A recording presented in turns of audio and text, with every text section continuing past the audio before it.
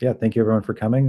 Today we're having Kanishk Gandhi, who's presenting one of the more interesting papers I've seen recently on cognitive behaviors that enable self-improving reasoners, or as I like to think, as I've been thinking of it, why reinforcement learning sometimes works and sometimes doesn't with LLMs. So, yeah, Yeah, thank you, Kanishk. Take it away. thank you. Hi. Um, I'd like to start by asking folks to solve a simple problem. And as you're solving, try and introspect what you're doing in your mind. This will at least the start of this presentation will touch on some of my older works, which introduced this problem. So combine 2, 5, 6, and 8 using simple arithmetic operators to get 24. So addition, subtraction, multiplication, division. And as you're doing it, I'd like to show how LLMs, at least 6 months back, pre-thinking era, tried to solve this. They did something quite sensible. They would switch to, okay, it's chain of thought time. Let's think step by step. 6 times 8 is 48. That's a good start because it's a multiple of 24. But then in their urge to just give you the right answer, regardless of what's happening, they would do something very weird. Like 6 times 8 is 48, divided by 10 is 24. And God knows that 48 divided by 10 is not equal to 24. It's 4.8. It can solve this quite easily in a separate context. But just to give you the right answer, they would end up doing this. So why does this happen? Some of the people in AI have been talking about this for a while, especially people like Jan LeCun, where when you with problems like this, where an action that's taken initially affects where you end up in the end. So for example, if you start with 6 times 8 equals 48 and can never backtrack or look ahead to what's happening, you'll never find the right solution. So it's like a snowballing of errors and basically the model not being able to look ahead. And a lot of the people pitch this as like a fundamental problem with transformers. Uh, but I don't think it's a fundamental problem. And as we found out over the past few months, it is not. But let's think about how humans solve this problem. We've been collecting think out loud data from people where we ask them to think out loud while solving problems like these and record their transcripts using Whisper and then convert and parse it using a bunch of LLMs in the pipeline.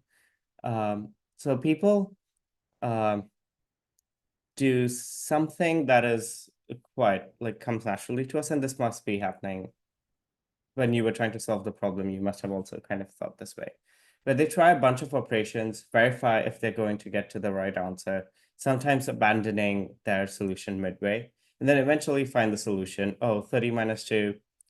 Oh, wait a minute. 6 times 5 is 30, minus 8 plus 2 is 24. And this is what people have been recently calling the aha moment. But this is how people do it, where they go through a search process, backtrack, verify their own answers, sometimes set their own sub goals, and then eventually find the right solution. And the hypothesis was in this older work that language models struggle to search because they never see the process of searching during their pre-training phase or during the instruction tuning phase. What they see is only the correct solution just from the question to the answer. This is what we thought mostly what they saw. And that it's not a transformer problem, but it's essentially a data problem. And we said that, okay, what if you just flatten the search trajectory? Can we use that as supervision to train a language model? This general class of problems is Countdown, which is based on this British game show I like, where the target number is, at least in our setting, is from 10 to 100. The inputs are 4 integers, and you have to combine them using addition, subtraction, multiplication, and division to get to the target. So it captures the characteristics of a complex search problem, where once you have the solution, it's very easy to verify. So it's just simple arithmetic, while getting to the solution is more complicated. Like the forward inference steps are quite easy. It's just addition, subtraction, multiplication. And so the actions you take initially affect what happens later. So I think that's why this is more interesting than just directly studying something like math or code, because the forward inference steps are also kind of more difficult in math or code. So we had this work showing that, okay, if we just flatten strings that represent search traces with explicit exploration, verification, and backtracking in language, this should work. And this kind of did work. So we just flattened the search process and compared it to just using the optimal path. But what we've seen over the last 6 months is that reasoning LMs can solve this problem quite easily. And they do this in ways that are similar to humans, where they're trying different things, using different strategies throughout their solution, verifying their own solutions, but it's saying, okay, this is too high, this is too low, and then eventually finding the right solution. And O1, R1, Gemini thinking, all of them eventually find the right solution to this specific problem. But this was kind of interesting to us as to why this happened. But what was even more interesting post R10 was a lot of the initial language models. So O1 said that, okay, in a lot of the blogs, podcasts, they said, just do online RL, the models will just learn how to search and backtrack. To quote, it just emerges with scale. The same thing happened with R10, where they just said that we did a few thousand steps of RL and it works. But we've been trying, like the academic community, open source community, has been trying to use PPO, RLU, other RL methods on open source models, but none of them had worked for the past 2 years. And suddenly, over the past few months, everything started working. So what changed? And that was the initial question that we started with. So we look at two models, one for which this online RL paradigm works, Quen, and the other one's Llama. Both of them have the same size, and these are base models. I'll get to the details of what's happening here in a bit, but just qualitatively, what you see is that through training, Quen does something that's way more interesting, where it learns to use more tokens to try and search and then give the right answer, while Llama just gets better at directly giving a better answer. So if you see, the curves also look characteristically different, where Quen has this jump and it starts giving the right answer, while Llama has like smaller jumps and then plateaus at a much lower level. And if you look at the response length, the Llama response length just drops to less than 50 tokens, where it's essentially just giving the final answer, while Quen starts using a lot more tokens, where it's using 1,000 tokens at 50 or 60 steps. And the question is, what enables models to learn how to self-improve or use test time compute efficiently? Does it spontaneously emerge, as a lot of papers said? Essentially, even if it's, so to say, spontaneously emerge, the base model must explore these behaviors for a certain percentage of the trajectories so that they are amplified. So what are the properties necessary for the initial policy, the initial base model, so that RL starts to work? And this is the main question that we are trying to answer through this paper. So the general training setup, this will be common across, like, throughout the presentation. We decided to use PPO instead of GRPO or the other variants because PPO just seemed to be more efficient. Sorry, not more efficient, but more stable. And all of the algorithms more or less work the same, but just differed in the efficiency that they had. For example, GRPO just allows us to throw away the critic. And we sampled 4 samples per prompt. This was just to balance how much time it took. The rewards was 0 for incorrect solutions, 0.1 for the right format, and 1.0 for correct. The format reward's kind of tricky. It's debated if it actually helps or if it hinders, where the model starts exploiting the format reward a little too much. But yeah. And the evaluation is on countdown problems where the targets have been seen, but the inputs are new. So new questions, but the goals have been seen. Yeah. And every training step has 128 examples or questions. So to see how many questions are needed for the model to get good. But the framework that we thought would be right to explore this question is of cognitive behaviors. So we decided to look at 4 main behaviors. This was based on some intuitions we had from the human experiments we'd been running. And these seemed general enough that they are just useful for planning and search-like settings. Verifications are basically operations where you explicitly check your own work. So you've written down some thoughts, you have found some answer, or are at some intermediate step where you decide to, hey, let me check my own thoughts. Those are verifications. Backtracking, post-verification, if you think that you're on the wrong path and you say explicitly in language, let's try a different approach. What if we, something like that. Subgoal setting is where I like to think of subgoal setting as trying to reduce the space of operations of your future thoughts. So verifications and backtracking operate on the thoughts you've already produced. Subgoal setting changes the space of thoughts you're about to explore. And this is similar to backward chaining, which I think of as like a somewhat of a subset of subgoal setting where you decide to work backwards from the goal towards your inputs. So what we see here is clearly that the Quen model amplifies verifications and backtracking very early in the RL training. And even initially, like at step 0, right out of the box, it explores these behaviors a lot more compared to the Llama 3B base. And this is the Quen 3B base. And what we thought was these behaviors are represented not that frequently in the pre-training set. So maybe a bigger model just explores these behaviors more because it can activate these behaviors and is just better at modeling the tail end with more parameters. But even then, the 70B model was also like not that good compared to the Quen model. Yeah, especially because the big labs just kept saying that increase the scale and RL will start working. And that did not seem like all there was to it.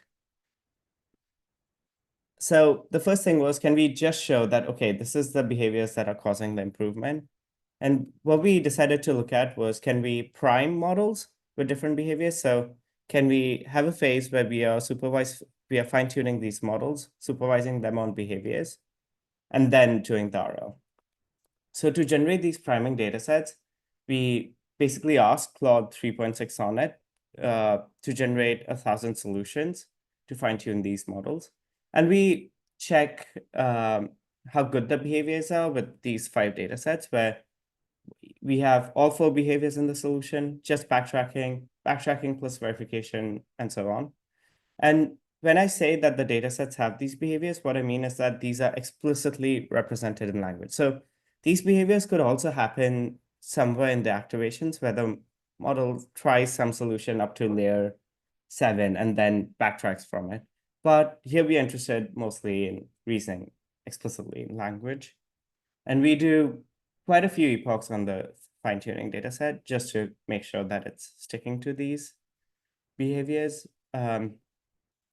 And the accuracy actually just based on the prompt also increases. When you have more behaviors, Claude is better at finding the solution, especially when you have both backtracking and verification. I think it scored around 25% with no prompt, but yeah. And we use Claude because Claude is just good at following instructions. And when we say it should show a behavior and not show another one, it kind of is faithful to that. So for example, our backtracking plus subgoal data set has a lot more backtracking and subgoal setting compared to just the backtracking data set. So the subgoal setting here is quite low. And here the average counts are average counts per solution. So it backtracked in the backtracking data set 3.5 times on average per question. Similar thing with backward chaining, where backward chains a lot more in the backward chaining data set compared to others. And the alt strategies data set is kind of more balanced, where it has all four strategies, all four behaviors. Okay, so when we fine tune on the alt behaviors data set, what we see is that Quen and Llama basically show almost the same behavior, and it's much better than the base model, either of the base models. And so what we think is that, okay, one, fine-tuning on curated behaviors helps, but more importantly, it bridges the gap between Quen and Llama, where the models are essentially showing the same set of behaviors. So whatever it was, we kind of bridged it. And when we look at the individual subset or the ablated behavior training sets, essentially, once you have backtracking, the gap is almost gone, and the differences are more minute. And all of them perform much better than just the Quen model, and they reach a similar accuracy. So priming with behaviors, with especially backtracking and sometimes verification, improves the base model. So this is like kind of what's missing from the secret sauce. And what's nice about this is that RL, so once you are exploring the behaviors, RL can then do its magic and pick and choose what behaviors are useful and amplify those and suppress anything that's not useful.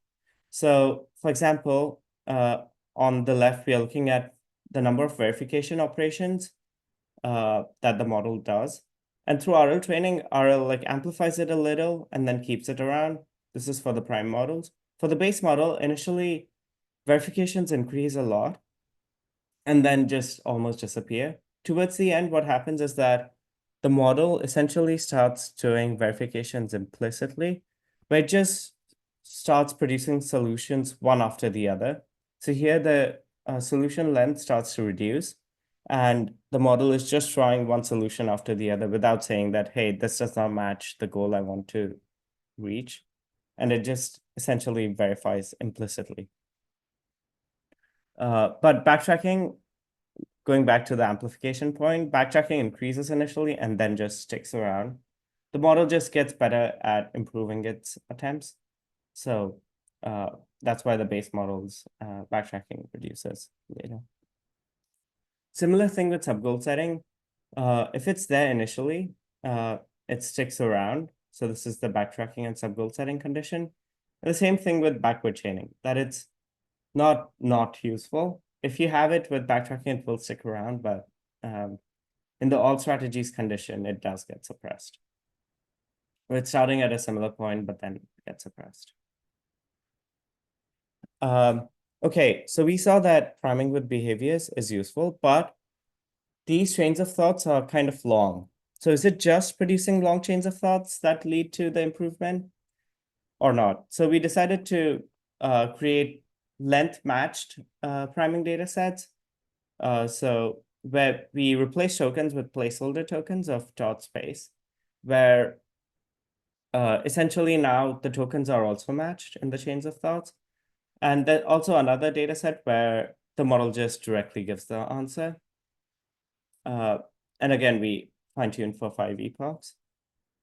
The point of these data sets is also to see if without behaviors, we can suppress the good improvement that we are seeing. So we improved Llama to the level of Quen. Now, can we suppress Quen to the level of Llama? So what happens is exactly what we'd expect. So with empty chains of thoughts, the solution lengths are very short. It's less than 50 tokens. And it essentially matches the end result that we get with Llama. And we see the same thing with the reward, where it essentially plateaus around the same level as the Llama base model. When we look at the length match empty chain of thought, so we have the all strategies condition and this length matched empty chain of thought, they all start at the same point. but the length match condition plateaus way early compared to the all strategies one. So empty chains of thoughts essentially suppress the improvement in all models. So we can also get Quen to stop showing the nice kind of improvement. And finally, is it just being fine-tuned on correct solutions that leads to improvement? So in the priming data set, there are a lot more correct solutions, and the model can understand the format of the problem and things like that. So is it just that that's leading to the improvement? We create another data set with just incorrect solutions. So we have the behaviors, but the model never finds the solution. We essentially keep resampling from Claude till we have 1,000 incorrect solutions. What we see is that essentially the improvement is identical, even when all answers are incorrect. So it is the behaviors that are more important than correctness. And coming to the point that's most interesting is, what did Quen do differently? And can we curate a pre-training data set with the right behaviors so that the base model starts exploring the right behaviors? And essentially getting to the point that the R1 thing wasn't the groundbreaking thing. The secret sauce was probably DeepSeek V3 and not R1, or R10. But yeah. So first, I should change this order. But first, let's look at what the pre-training data sets usually contain. So if you look at two commonly used math pre-training data sets, OpenWebMath and FindMath, these have gone through several rounds of filtering over the stack, I think, or over the pile. But what we did was we asked Quen 32B to classify and count behaviors in each document. So this is the number of times there are verification tokens in a document and average number of times. So this indicates that it's 0.02%. So one would indicate that there's one verification in each document. 0.01 indicates that there's one verification in 100 documents on average. What we see is that subgoal setting is a lot more frequent compared to any of the other behaviors, and overall everything is kind of rare. What we then do is do this for a lot more documents till we have like a decently sized data set. And we try to artificially increase the frequency of these behaviors so that they are represented more. We ask Quen to rewrite documents into question, thought, and answer, just to rephrase it and make it clearer. And we call this dataset the behavior amplified dataset, where we only select documents that have the behaviors represent a sufficient amount of time. And we also create a control which have no behaviors. So the classifier has said that no behaviors exist in this document. And both datasets have around 8 million tokens. So still kind of small, but not as small as the priming dataset. And we do 2 epochs on the supervised fine-tuning dataset. What we find is that the curated pre-training thing with behaviors amplified, Llama essentially matches Quen again. And it shows a similar trajectory to the Quen model where you see that the verifications and backtracking are amplified initially, and then they're suppressed later and like amplified a little again towards the end. While for the behavior minimized control, it essentially follows the same trajectory as the Llama model. Initially, it shows better improvement, but I wouldn't read too much into it. What's happening here essentially is that it knows the format of how to answer correctly based on the data set that we created. So it essentially figures out the correct format very early in training and then improves from there, but plateaus at the same point. The base Llama model takes several steps, I think around 70 steps, to just figure out how to format its answers. So yeah, but the curated pre-training essentially reduces the performance gap between the models, which is like a nice thing to see. And what we wanted to see was, this was in a math context, all questions were math. Can we transfer them to other domains? So this was GPQA, which has other domains like chemistry, biology. And what we see is that even in this different domain, the model's exploring these behaviors. Straight out of the box, we don't see a ton of difference in performance of the model. But I think it is because the base llama model also lacks the knowledge um, that is needed to solve these problems. So you can imagine, to solve a more complicated math problem or a graduate level problem, you need to also be good at forward inference. So taking forward steps. In countdown, those were simple, just arithmetic. But in complicated math like calculus or some of these chemistry questions, the forward inference steps are also kind of difficult. And the llama model is kind of bad at them. When we fine tune them on a much bigger set, like the open thoughts one, this is like, we just got the result yesterday, so need to verify more, but we get a small improvement of about 5% over what we were seeing over the control. So it kind of transfers, but yeah. Essentially, verifications, backtracking, subgoal setting, and backward chaining are only useful when your forward inference steps are somewhat good. Only then can self-correction and those things work. But coming towards the conclusions, essentially, we find that the cognitive behaviors are what enable these self-improving reasoners with RL. And these search-like behaviors are necessary for a model to learn how to improve. And with controls, we show that it's the behaviors that are important, not just the length of chain of thought or the correctness of chains of thoughts. And we can expose a model to a behavior amplified data set to enable improvement. So you can curate a fine-tuning data set with certain behaviors that you think are useful, and that can enable improvement. There was also some things we tried with human chains of thoughts. This is still a work in progress, but what's better, synthetic data or human generated data? So here we collected data from like Think Out Loud, this protocol where we use Whisper to transcribe things.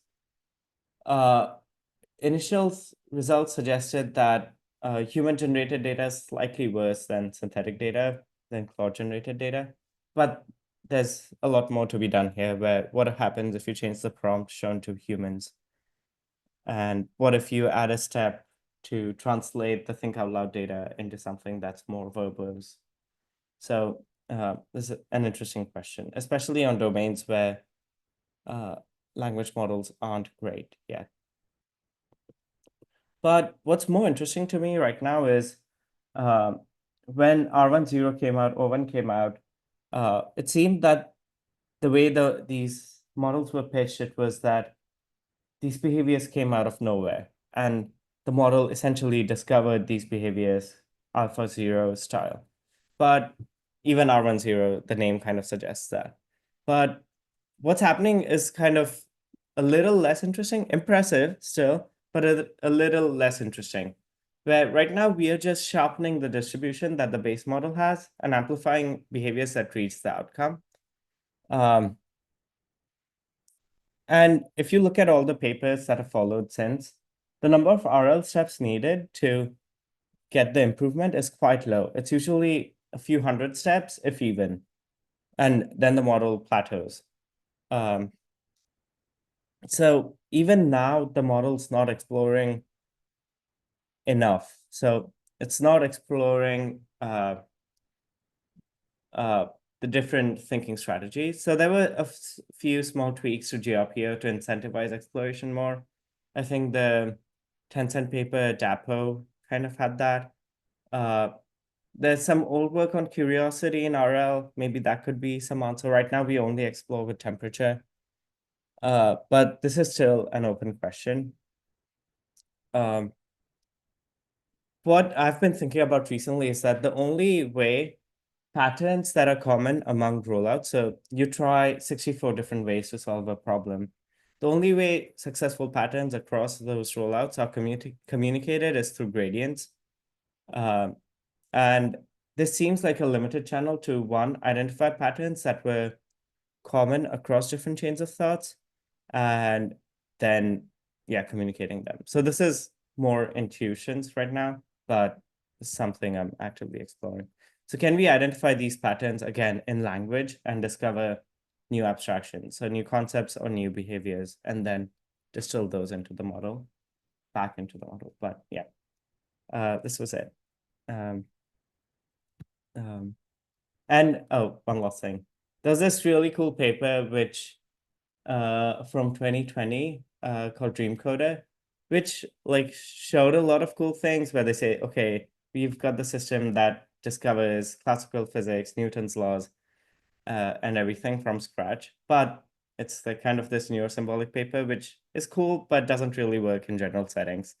Um, but I think it's still like a good starting point to start thinking about these things, because all the time we think have been hearing these things that LMs can solve problems, calculus problems, but they can't improve, or they can't discover calculus or like invent the game of Go. So trying to find a paradigm which allows them to do it would be cool. That's what I've been thinking about. Yeah. If not, thank you very much, and yeah, um, good. Good luck in your future endeavors. I look forward to seeing the next work in this series. Thank you so much. Yeah. Thank you Good very to see much. you.